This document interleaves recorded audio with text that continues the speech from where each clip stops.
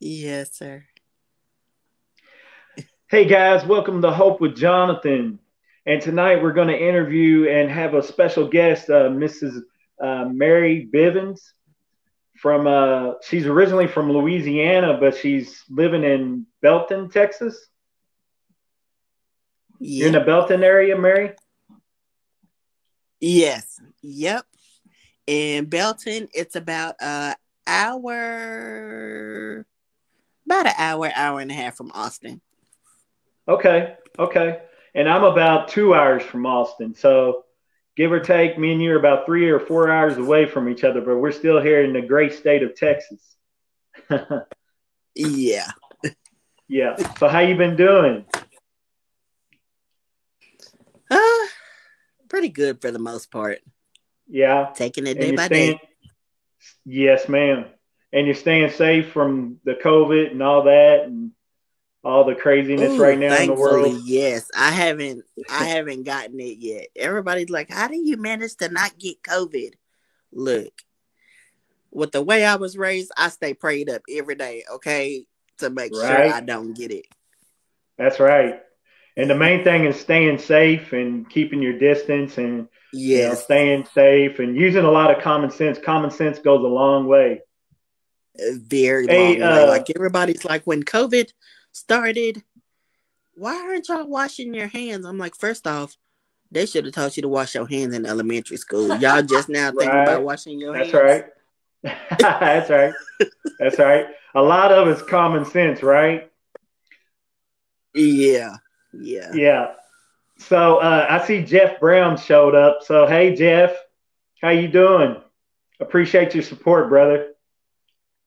He's the one that's been posting a lot and Thank you. advocating for you.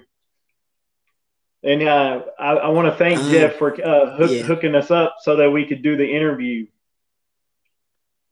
Thank you, Jim. So yeah, so let me ask you, Mary. So right now you're currently on dialysis, Yes. and you do in Um, center.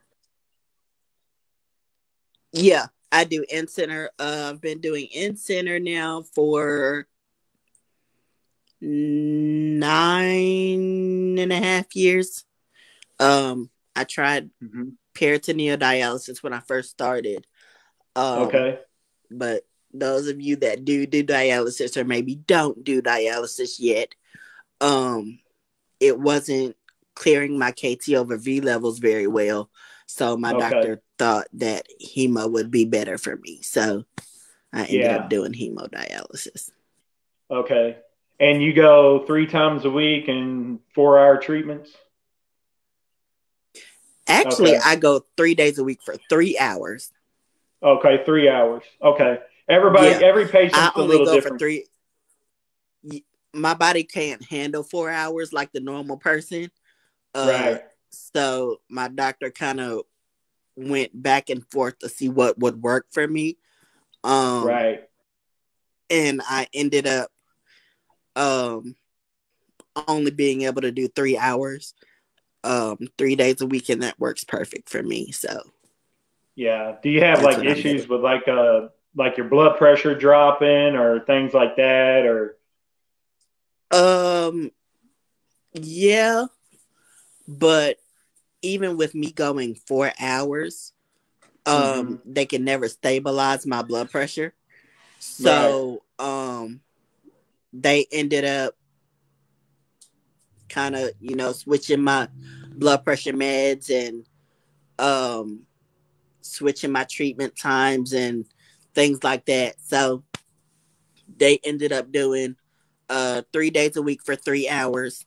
And I actually, the only thing that I use for my blood pressure is a point 0.2 clonidine patch, and that makes my blood pressure drop on treatment days. So, Okay. but any other day, my blood pressure is Uh-huh. perfect. I totally understand. Because when I used to go in for treatment, my blood pressure, especially toward the end of treatment, my blood pressure would drop a lot. Yeah, And it yeah, bottoms. Sometimes I can only make it halfway through treatment, and it bottoms like I think last week my blood pressure dropped. It was like 78/30 something. Like it was Oh, bad. So oh, yeah. yeah, that's And when dangerous. it bottoms really fast. Yeah, So yeah. they have to literally watch me from the start of treatment to like when it starts really bottoming because it bottoms fast. So I want to kind of get to let's rewind a little bit and tell me exactly how it ended up starting for you as far as like how you got kidney disease and what caused your kidney disease. I'll let you go ahead and tell. Okay, so the story for me is I got sick Uh when I huh. was 12 years old. Uh huh. Um I was actually in school and I was like, okay, I don't feel good today. Like I don't know what the problem is, but I don't feel well. Right. My mom decided, hey, you just, pretty much like any parent, you just want to get out of school, so I'm not going to take you out of school. It lasted for another week or so. And by this point, I was like, okay, no, I really don't feel good. Like something's really, really wrong. So, my uncle came and got me. Well, he worked at the school that I was at. Of course, I Uh was in huh. junior high at the time. Uh huh. He came and got, well, not came and got me, but he checked me out and took me.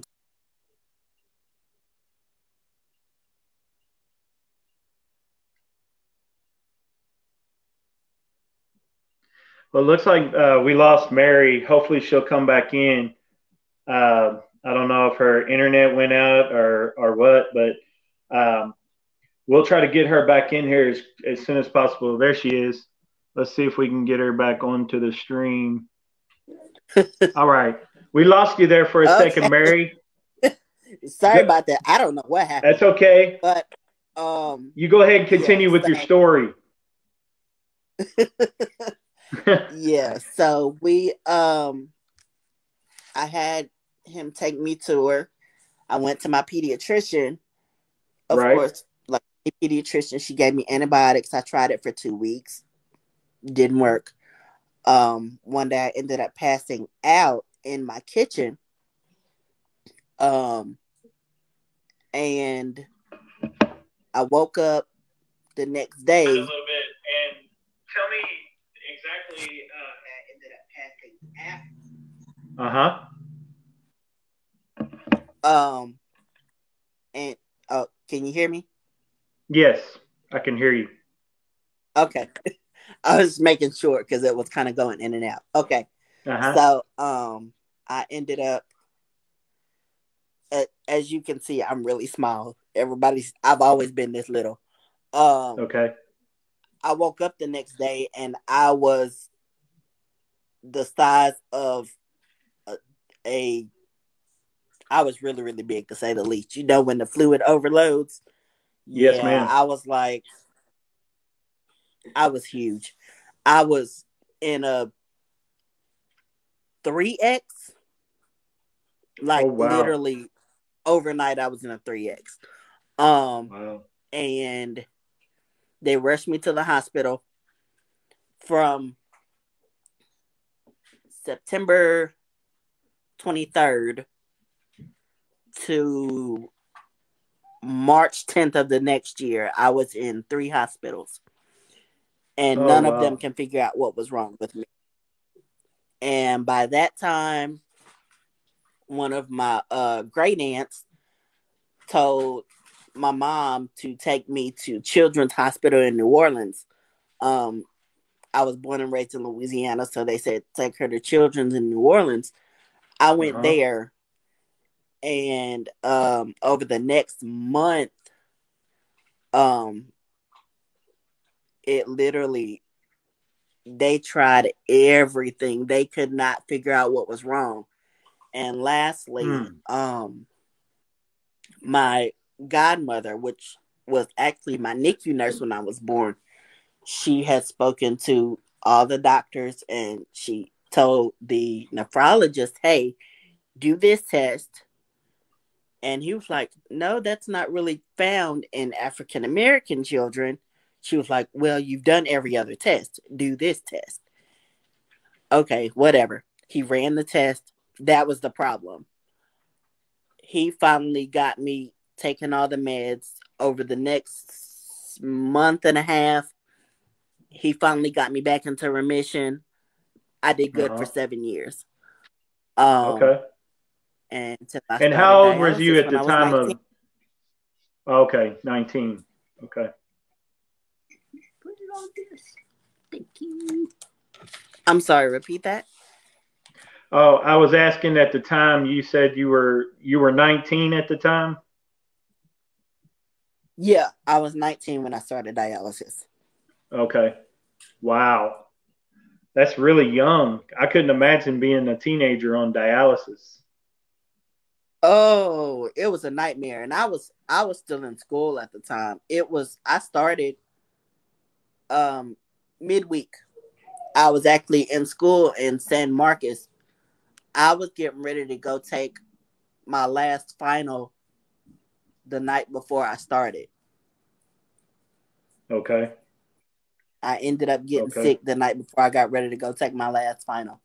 Go to school there. Yeah. So so when they diagnosed you, did they diagnose you with just chronic kidney disease or FSGS, PKD, It, or that's exactly what I had was FSGS. okay? And that's a disease that affects the glomerule, which is inside the kidney. Mm-hmm. That's what FSGS is. It affects Yeah. the glomerule. I don't know all the acronym, the acronym for FSGS, the initials. Uh, Mm-hmm. but I have some other. I have a mentor and an advocate that has FSGS, and it's a very, I would say, unique disease The that causes very. kidney failure. Uh, I've done a little bit of research on it, and I'm not schooled enough to really go into detail about it. But it's all I know is it's a very unique disease, and Yeah. it's actually a rare one, from what I Yeah. understand. Hmm. But it Yeah. normally affects the kidneys. Yeah. That like we didn't even know that kidney failure ran in our family until I ended up getting sick, and my great aunt told us, like, yeah, my mom had kidney failure. Wait, you didn't think to tell us this until I got sick? Like, Yeah. whoa. Well, now, did you suffer with any kind of type 2 diabetes or hypertension or anything like that? No, No. I didn't So have anything until you know what I had. What happened was I had pneumonia and bronchitis, and it got out of hand, and that's okay. what shut my kidneys down. Okay. Okay. So you started going in center. You started on PD, and Mm-hmm. then you ended up going in center. And how long now have you been in center on dialysis? Uh, in centers 9 years, about eight and Nine a half years. years. Yeah. Okay. And have you now you've been advocating yourself for a kidney, to get a kidney from a donor, and then there's been Yes. some other advocates now that are sharing for you and making posts, and we've been trying to push it as well for you. Are Uh-huh. you listed anywhere at a hospital? Do you have any hospital information or anywhere that you're listed at currently? Right now I'm not listed anywhere. I actually go on October 23rd Uh for huh. my um reevaluation. Okay. So, yeah, if anybody wants to know more about that, they can look me up um Okay. on Facebook or Well, guys, down on the ticker there, I've got her Facebook page. It's Mary's Kidney Journey, and she's got some of her information posted on there. as well. So if you guys are interested, you can look it up on Facebook at Mary's Kidney Journey. So Mary, right now, currently, so you're going back to be reevaluated to get put back on the transplant. Have you ever had a transplant before? I did. Um, Okay. I had one August 17th, 2018, 3 days after my 28th birthday. Okay. But it ended up failing after my dad had a massive heart attack with me at the airport. Um, Oh, I'm sorry to hear that. and yeah, as you can see, I'm trying not to cry right now. I'm It was sorry. just me and I'm him at sorry the to hear airport. that. Thank you. We were at the air. He was actually taking me to the airport. I was actually on the phone with my transplant doctor.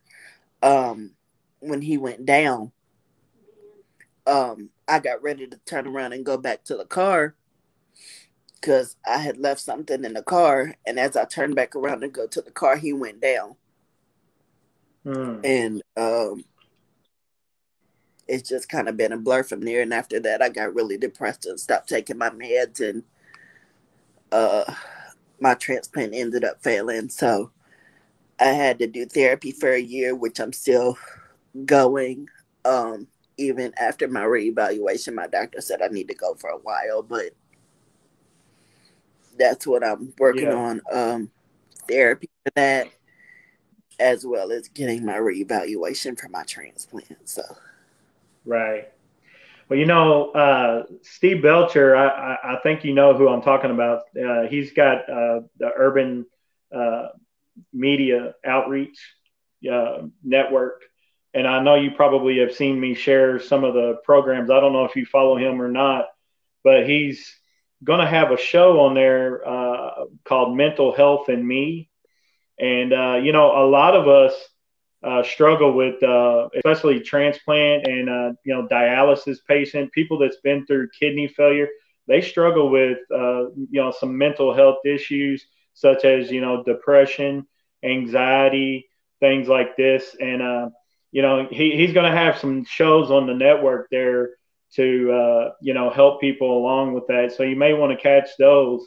And also yeah. just let you're not alone. There's a lot of us that suffer with anxiety, like I said, depression.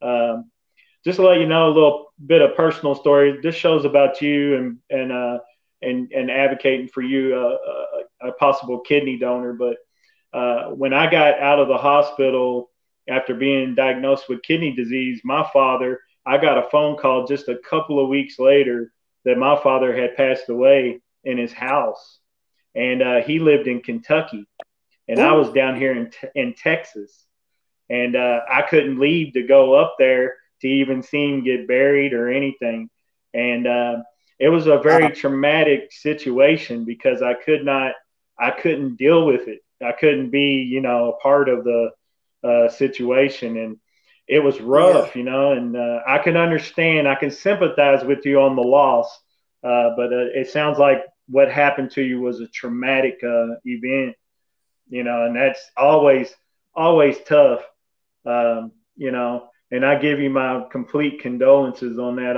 I'm very sorry. So I can sympathize with you for sure. So, you, um, my main thing with that I would say is just continue to, with trying to improve your mental health and stay with going to the if you're going to see a therapist, I would continue with that, and because we all need somebody to talk to, and then I would continue to go and get yourself reevaluated and get yourself back on listed somewhere on the transplant list so you can move forward and get off of dialysis once you get that transplant, and yeah, yeah, I just want to encourage you. I want to encourage you to continue because you still got a lot of life to live, and I don't think you want to live it on dialysis, the rest of your life. oh no, I'm trying to go to school right now, and it's really hard to try and go to school and do dialysis. Like, I've done it Yeah. a few times, but I'm like, man, trying to study at nighttime and go to treatment during the day, and it's hard. Yes, ma'am. Doable, but hard. Let me ask you a question, if you don't mind. How old are you currently? How old are you? 30. You're 30. Yeah, I Wow. just turned 30. I turned 30 August 14th. Okay. So you are. I mean, you are still so young. You know, Yeah. I'm 42, and they would look at me like everybody in my center was like in their 50s, 60s, and 70s, right? Yeah. So when I Yeah. come in the door, I look like a young pup, you know, Like a kid. and they would always look at me like I was a youngin'. But you're Yeah. 30, so you know This you still got a this lot of one life lady to live. asked me, she was like, "Are you a baby?" She was like, "You look like a baby." I'm like, "No, like I'm Yeah, 26, 27." Yeah. right, She was like, "You look like a baby." I'm like, I wish y'all stopped telling me that. I know I look like a baby. right. Yeah, But my we center they actually have did the a same boy. thing. There's a little boy at the clinic that I'm at out here in Temple. He is, I think he's 14, 15. He comes after school. Wow. Yeah, he comes Yeah, after school. When I'm leaving, he's coming in because it's like almost 4 o'clock. They're just getting out. They let him off the bus at the clinic. Like, wow. yeah. Now, see, I couldn't imagine that, but you know, there was a guy on another show that I was on with Jared Brown. That's Jeff's twin brother. His name's Jared Brown. Hmm. He's a Warrior's Quest. And I did an Yeah. interview with him, and there was a guy on there named Tay Beasy, and he's you can look him up on Facebook as well. But he started dialysis at like 15, and so you know he had an incredible story. I was Yeah, in. Ugh. yeah, yeah. So I you was know, like, man, I know I was incredible depressed story. at 12, but Yeah, I I can't couldn't imagine being imagine. I couldn't imagine. Yeah, it like, I had to know be I was a tough. teen. At least I was grown. Like, I was a Right, grown teen starting dialysis. I wasn't still in high school. right, right. I get talked So you about know, now. you're dealing with you know a lot of things as a teenager, self esteem, and you got other kids that make fun of you sometimes or tease you, you know, and stuff like that. And kids can Yeah. be mean, you know, they can be mean. And so you know if they find out you're on dialysis or you got health problems, then that you know that can even be even worse for you know for some And situations. you know So what? It's still bad. Like, because even uh-huh. though I wasn't on dialysis, like, I stayed tired. Kidney failure drains you, period. Like, Right, even though I was in remission, I was still tired. So I right. was falling asleep in class. Everybody's like, "Why are you so tired?" Like, I'm like, y'all, I don't feel like explaining this. Like, I'm just now getting to where I'm not depressed about having kidney failure anymore. Like, just leave me be. Like, so I can only imagine doing dialysis that young. Yeah, it's amazing. We got a lot of strong kidney warriors out there, right? Yes, definitely. Yeah. Now, do you have a family, or is it just you right now, or Um, as far as marriage and things go and children, I don't have a family yet.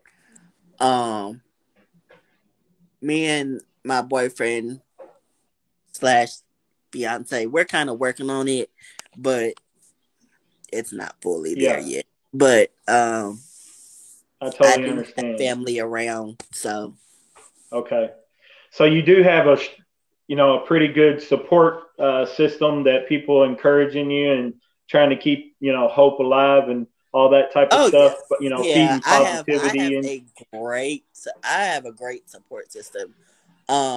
My um my godmother, which was my NICU nurse, she's an RN. She's always talking to me.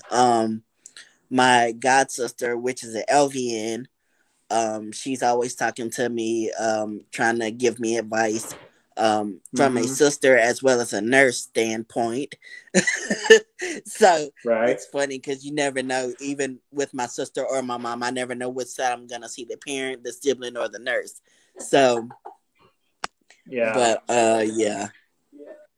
Yeah. I mean, it's nice to have a strong support, people you can talk to and feed, positivity in you and positive vibes, and just hope and stuff like that. Because the more positivity, especially when you're going through negative situations, such as dialysis and kidney failure and all that, it can be tough. So you definitely need that, reinforce uh, of Yeah. positive and positivity. Um, so uh, I would just encourage you, to just keep going. If you had a chance to say something to someone regarding, uh, becoming your donor, or receiving a kidney transplant, or receiving a living donor's kidney, what would you say to that person if you had the opportunity? Mm, don't give up. Um, I know it's the hardest fight to fight. Um, but you're not the only person fighting. Um, find someone, find a group. Um, if you know a person individually, find them, inbox them, whether you know them or not. Um, talk to them. Um, there were a lot of times I wish that I had people when I was 12 years old, because it was hard being a 12-year-old, finding out you have health issues. Um, Right. even being a 19-year-old, because I didn't think, once I went into remission, I didn't think I would have to go back um, to being in hospitals. I didn't think I would have to get these gigantic tubes in my arms to do treatments at 19. Um, Yeah. so talk to somebody, anybody, Right. young, anybody. If you are a strong spiritual person, pray about it. Find you a prayer partner. Um, get you a prayer journal. Write it down. Pray over your prayer journal. Get you a prayer wall. Um, whatever you think would make you feel better. If you need to, hey, because I found this works for me too. Go to therapy. Even though I use it because my dad died, it also helps because I do realize, even with me doing dialysis for 11 years, I still struggle with going. So therapy helps too. Okay. So that's my So advice. this show is, Hope with Jonathan, but tonight, it's about Mary, and we want to give Mary hope. And Mary's in search of a kidney. She's going to be reevaluated in maybe a couple of weeks, and try to get back on that transplant list. And Mary's looking for a donor. And Mary, if you had a chance to advocate for yourself out, to someone out there, to get a kidney, what would you say, to someone that, if you were trying to receive a kidney for yourself, what would you say to that person? Honestly, just think of me as your sister, your daughter, your aunt. Um, would you do it for them? Hmm. Then it would be good to help me so I can help someone else. That's right. That would be. That's that's right. And and that's what I'm doing. I was on dialysis for 13 months. Okay, and my everybody has their own personal story, right? So 13 months is like a short period of time, but I got a miracle, and I got the gift of life given to me. And I was blessed because a person had passed away, and the family offered me his kidney, and I was able to get a transplant that way. And had it not been for that, I would still be on the list, and I would still be waiting. Did I you was have a oh did you have to be listed in order to get his kidney? Well, yes, and I was listed in San Antonio for probably, I don't know, 9, 10 months, somewhere around there. Okay, okay. Yeah, yeah, Yeah, because I just had a friend that passed away, and his family was trying to give me the kidney, but yeah. they told me no. So, Well, I think the reason why is because they don't want to be obligated or held responsible. If, let's say, you would have came in and you would have had something else wrong with you because you hadn't been evaluated in a while, then maybe that may be the cause, and then risk of failure maybe because of that, because you haven't been evaluated. You know, you may go in oh and yeah, you know that's why they do an evaluation yearly, or they bring you in yeah, every so often to evaluate you to find out where you're at with your health. But yeah, well, Mary, I just want to encourage you to continue to be positive, and continue to pray and have hope and believe. And I think it sounds like you got your faith, and it sounds like you got a good support group around you. And yes, and I like your smile, because you're smiling. So you look like you're like I said, you got a lot of positive energy around you. And yeah, we're just going to continue to advocate, and we're going to continue to believe, and we're going to continue to share and have hope that a donor is going to come your way. Hey, keep us posted, especially on your Facebook page, when you get back on that list. will do. Yes, let us know right away. That way, we can continue to share. And if a donor comes along, then, we can send them the right information and what hospital and all that stuff that they can go, check out if they want to become your Yeah, donor. definitely. And you live in the Belton area, right? Yes, sir. Yep. Yeah. How close are About you an to hour Temple? outside of Austin. Mm, How close are you from Temple? mm, 10 minutes. That's the Yeah. hospital I go Okay. to, Baylor Scott and White Oh, in Temple. okay. Okay. I had a friend that had a transplant. Matter of fact, he had a transplant, kidney transplant, and a pancreas. So he had Oh, a dual transplant double at Baylor. transplant. Yeah. At Baylor. Yeah. Oh wow. Just recently. Yeah, he just recently he went in about a month before me.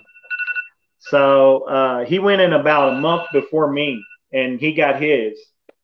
And he wanted me to come up there and sign up because I was only listed in San Antonio. So, but I hear good things. I hear that's a great hospital. Oh, it is an awesome hospital. Uh huh. Uh So huh. So if you get the call, you'll be in good hands up there, right? Yeah. yeah. Yeah. Yeah. So you feel about your hospital the way I feel about Methodist. Methodist down here in San Antonio, a Methodist specialty in transplant. They were amazing too. You know They what? have a great staff. I tried them. Uh huh. They wouldn't transplant me. They told me Oh no. really? Oh wow. Yeah, Methodist Okay. told well, they told me no because they wanted me to gain 120 pounds, but because my Woo. metabolism's so high, I can't get my weight that high. So they told Yeah. me no. Hmm. Interesting. Yeah. Well, so maybe Baylor has different restrictions or different guidelines than what Methodist is following. I'm not sure about that. I'm not schooled on it enough to know why that they denied you for Yeah. that. But Yeah. well, hey, listen. At this current time, I want you guys out there that are listening and watching it. You guys share this. Like my man Jared Brown says, don't be stingy. Uh, share, share, share. because sharing is caring, right? So we want to Yeah. share this video, and the Facebook page is Mary's Kidney Journey, and she's going to keep us updated when she gets back on the transplant list. And you guys be keeping her in mind and in prayer. And you know, if you guys are interested in becoming a donor, or someone's out there that's watching that becomes interested, go join Mary's Facebook page. She's going to keep it updated and let us know how she's doing as far as when she gets reevaluated and put back on the list. And Mary, I want to tell you I really appreciate you coming on and allowing me to interview you. And I hope you enjoy the rest of your night. And we're going to continue to keep sharing for you and keep hoping and keep praying. And if you want to, you could take this time to maybe send a shout out or say hello to someone out there that may be watching. Thank you. Thank y'all so much um, for helping. It means a lot to me. Um, and I hope you all have a great night. All right, Mary. Well, you take care, and we'll be seeing you on Facebook. All right. Thank God you. bless you. Yes, definitely. Thank you. All You too. right. Thanks, Mary. Hey guys, I really appreciate you tuning in and watching this interview. As you can see, Mary seems like a real positive, caring person. Has some traumatic events that's happened in her life in the last couple of years, and then she's been on dialysis for a long time. She needs to get reevaluated, but it sounds like she's on the right path to get back on the transplant list. You guys share this story. It really touched me, and I feel like that somebody out there may be watching, may get a hold of this video and this interview, and be compelled to come forth. We're hoping and praying that that's what this video or this live stream will do. That's what this show is all about. Hope with Jonathan.